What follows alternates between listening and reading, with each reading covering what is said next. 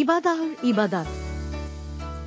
আমাদের একমাত্র কন্যা বাইয়াতুল ইবাদাহ, সকলে ইবাদাহ নামেই ডাকে। ছোট্ট মেয়ে, ভাঙ্গা ভাঙ্গা কথা বলে, মিষ্টি লাগে, তাই সকলে ওকে খুব ভালোবাসে। এমনকি ওর স্কুলের শিক্ষকরাও। ও শহরের একটি মানসম্মত স্কুলের নার্সারিতে পড়ে। স্কুলটির নাম নর্থ ব্রিজ স্কুল। ওর ক্লাসে ও সবচেয়ে ছোট, কিন্তু পড়াশোনায় খুব ভালো, মেধাবী। সকল সেমেই সে সেরা তিনে থাকে। ওর স্কুলের পরিচালনা পর্ষদের প্রায় সকলেই সাহিত্য সংস্কৃতির সাথে জড়িত থাকার কারণেই বোধ হয় স্কুল ছুটির পর বিকেলে পাঠক্রমিক শিক্ষার অংশ হিসেবে চিত্রাঙ্কন, গান ও ধর্মীয় শিক্ষার ব্যবস্থা করেছেন। আমার মেয়েটিও আনন্দের সাথে নিয়মিত উপস্থিত থাকে, কোন ক্লাস মিস করে না। অবশ্য করলে জরিমানা দিতে হয়। প্রতিদিনের ধর্মীয় ক্লাস করার পর ওর মনে প্রশ্ন জাগে, ইবাদাত কি?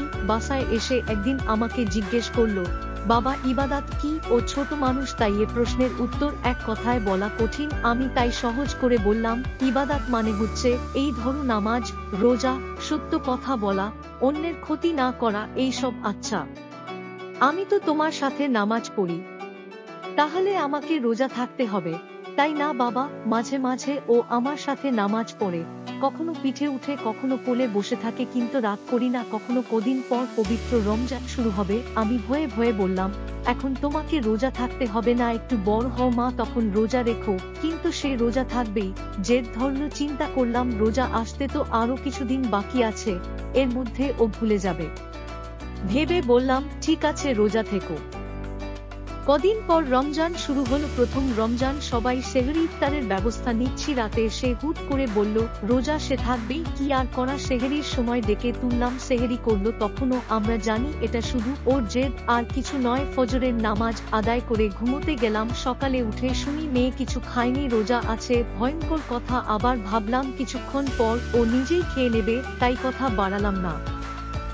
ঠিক 4টা কিংবা 4:30টার দিকে আমার মেয়ে শুধু একটু পানি খেতে চাচ্ছে, মুখ মলিন, খারাপ লাগছে, কষ্ট হচ্ছে। তবুও সিদ্ধান্ত নিলাম, যেভাবেই হোক এ মাসুম বাচ্চাটার রোজাটা পরিপূর্ণ হোক। তাই মোটর সাইকেলে করে ওকে শহরে ঘুরতে বেড়ালাম। আর তো 2টা ঘন্টা চিড়িয়াখানা, সুরভি উদ্যান, ঘাটের পাড় দেখাতে নিয়ে গেলাম। কিন্তু যেখানে যাই সেখানে ইফতারের দোকান, খাবারের দোকান দেখলেই সে খাবার কিনছে। আমিও এভাবে অনেক ইফতার কিনে ফেললাম। সময় প্রায় কেটেই গেল। বাড়ি ফিরে এলাম, ও একটা বড় প্লেটে সব ইফতার নিয়ে বসল, একাই খাবে। আল্লাহ আল্লাহ করছি যেন মেয়েটা রোজাটা পূর্ণ করে।